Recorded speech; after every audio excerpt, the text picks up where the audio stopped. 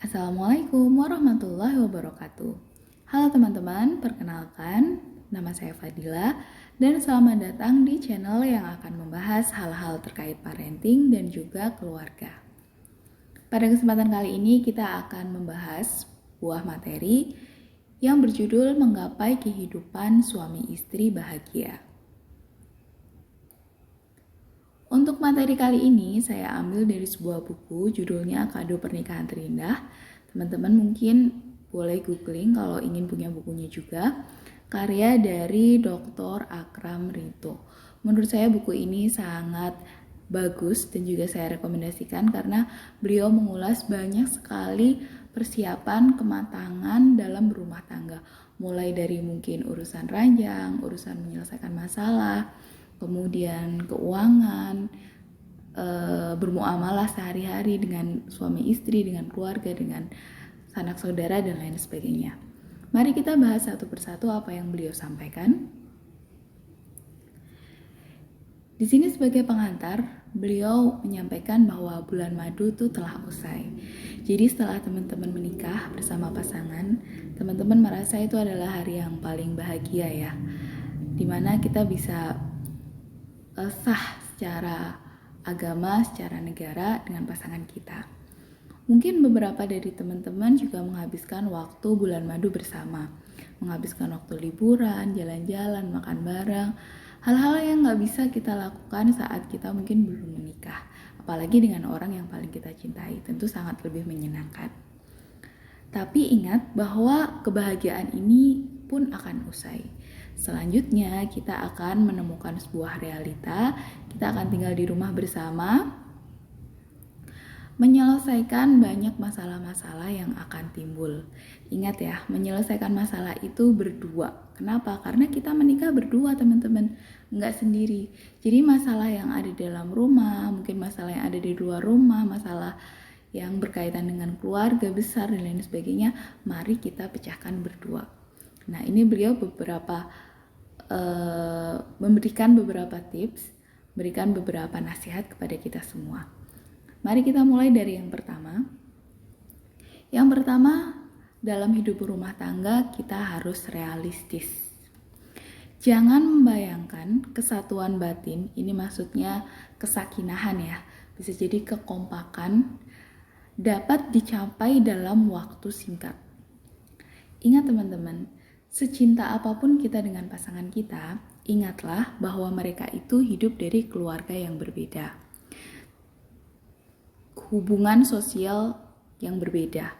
Mungkin background pemahaman agama yang berbeda. Mungkin juga prinsip keuangan yang berbeda. Banyak sekali hal-hal yang membedakan kita dengan pasangan kita. Untuk mendapatkan kesatuan batin ini, maksudnya adalah keserasian dalam rumah tangga, itu tidak bisa langsung instan, magic sesaat. Mie instan yang instan aja masih butuh waktu untuk dibuatnya. Apalagi kita hidup dengan pasangan kita.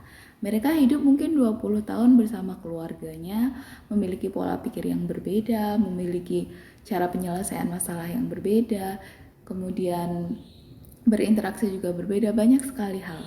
Jadi realistis aja. Kalau kita diminta berubah dalam waktu sedetik, 2 detik, sejam, 2 jam, sehari, 2 hari pasti nggak bisa. Apalagi pasangan kita. Jadi kalau itu aja kita tidak bisa lakukan, maka kita tidak perlu menuntut kepada pasangan kita. Yang kedua, selalu mengambil pelajaran dari setiap kegagalan.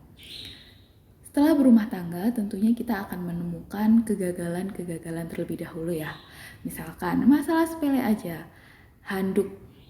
Suami kita punya kebiasaan nih yang kurang baik, misal naruh handuk di kasur. Sekali, 2 kali oke, kita ingatkan.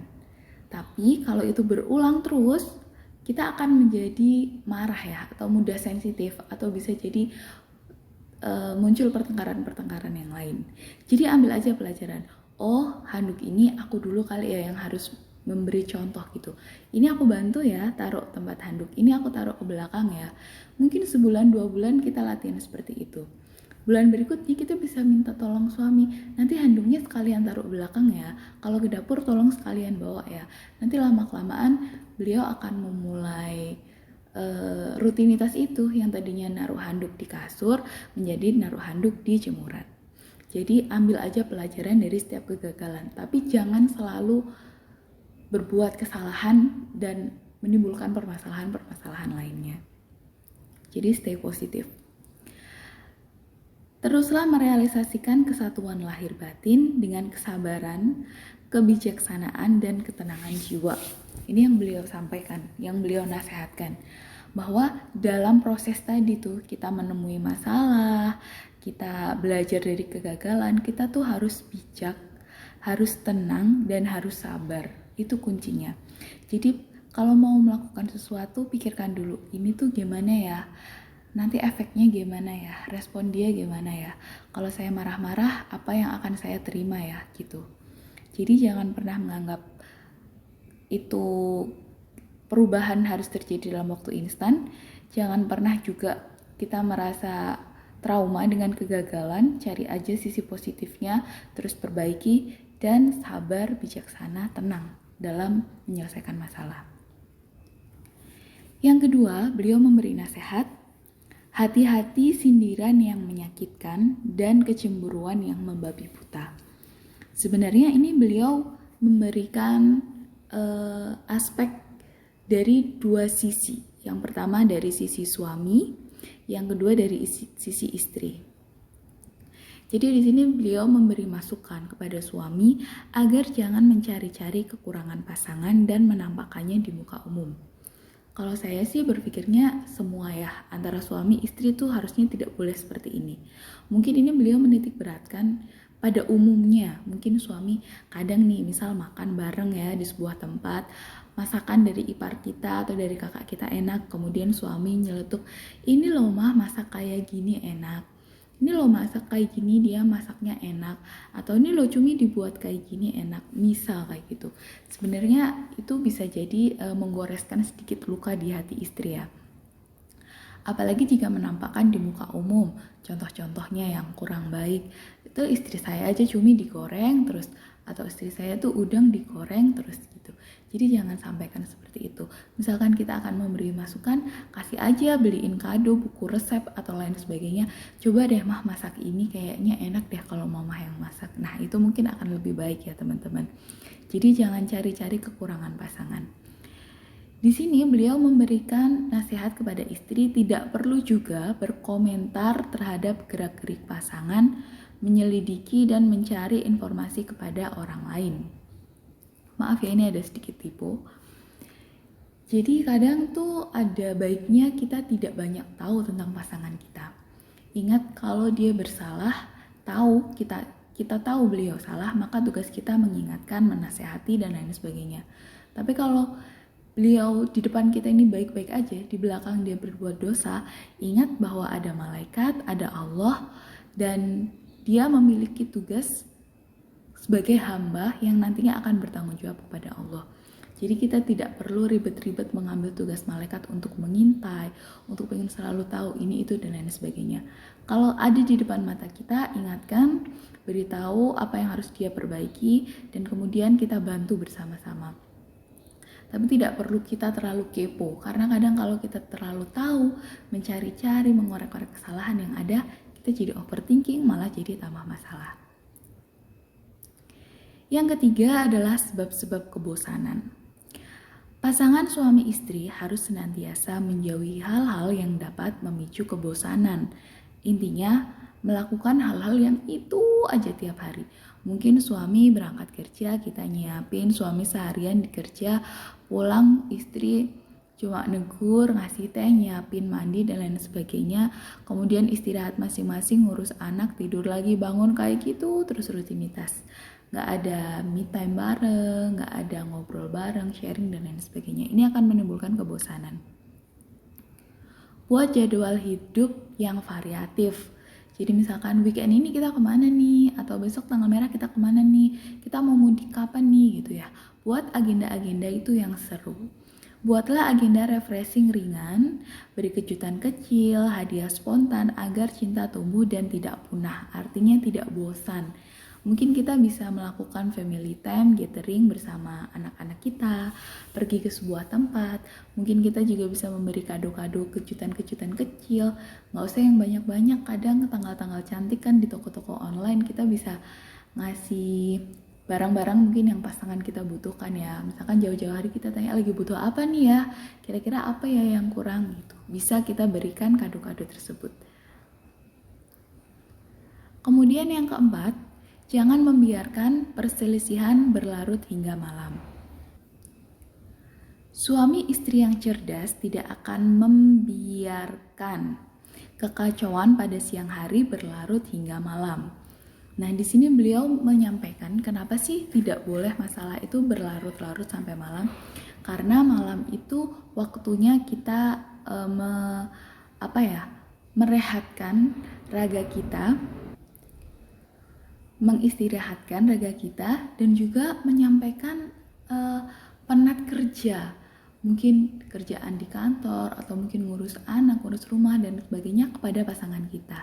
Harusnya menjadi waktu berdua ya, saat mungkin anak kita udah tidur, kita baru punya waktu berdua bareng gitu, menjalin kasih lah, bermesraan dan lain sebagainya. Itu kan di tempat tidur biasanya. Jadi kalau kita punya masalah nih di siang hari, kemudian kita bawa ke malam hanya mungkin karena masalah sepele, lupa membawa makanan, atau mungkin ada perkataan yang kurang berkenan, terus aja itu diungkit-ungkit sampai malam, maka tempat tidur bukan menjadi tempat yang nyaman lagi untuk berdua. Mungkin malah akan menjadi tidur terpisah, atau mungkin jadi tidak enak ya, kurang nyaman gitu. Waktu untuk beristirahat harusnya melepas lelah bersama pasangan, malah jadi tempat menambah beban. Suami harus bisa mencairkan kebekuan hati istrinya atau permasalahan yang terjadi.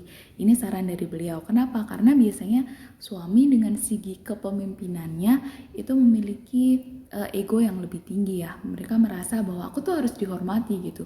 Tapi suami juga harus ingat bahwa beliau adalah nahkoda di dalam rumah. Jadi harus membawa nih arahnya nih kapal ini kemana nih, saat ada badai oleng tuh harus gimana gitu. Harus menjaga keseimbangan, sustain, biar kapal ini terus berlayar, biar terus nyaman semua anggota di dalam kapal tersebut. Beliau juga memberi nasihat bahwa istri harus mengendalikan sikap sensitif dan perasaannya dalam menghadapi masalah. Nah, ini jadi imbang ya. Saat suami ini menurunkan egonya, karena suami itu kan pakai akal pikiran, kalau istri lebih dominan ke hati, perasaan. Kadang kita pengennya yang dimanja terus, kadang kita pengennya yang dikejar terus, kadang kita mikirnya ya tapi kan, masalah inilah, masalah itulah. Contoh simpel, kalau teman-teman misalkan kita pergi ke sebuah restoran, kita mau makan di sebuah tempat A misalkan, kemudian tempat ini tutup. Si laki-laki biasanya akan berpikir, oh ya udah tutup, kita cari tempat B ya. Si istri ini beda mikirnya teman-teman. Si istri mikirnya akan, kenapa ya tutup? Apa ada acara ya? Atau bukanya 2 jam lagi mungkin belum buka? Atau mungkin padahal kan ini bukan weekend ya, atau lagi ada kena musibah ya. Banyak sekali pertanyaan yang ada di benak istri karena mereka mikirnya pakai perasaan, sensitif. Jadi saat ada masalah tadi, kalau udah itu adalah masalah yang ringan, masalah yang bukan melakukan pelanggaran agama, maka baiknya cepat-cepat diselesaikan. Jangan sampai berlarut hingga malam. Nah, untuk video kali ini kita akan membahas 4 dulu ya teman-teman. Masih ada beberapa poin lagi yang insya Allah akan saya buatkan videonya. Jadi terima kasih udah nonton video ini. Jika ada salah dan kurangnya, pastilah datangnya dari diri saya pribadi, karenanya saya mohon maaf. Apabila ada kebenarannya, manfaat, dan hikmah yang bisa kita ambil bersama, datangnya dari Allah Subhanahu wa Ta'ala. Saya akhiri. Wassalamualaikum warahmatullahi wabarakatuh.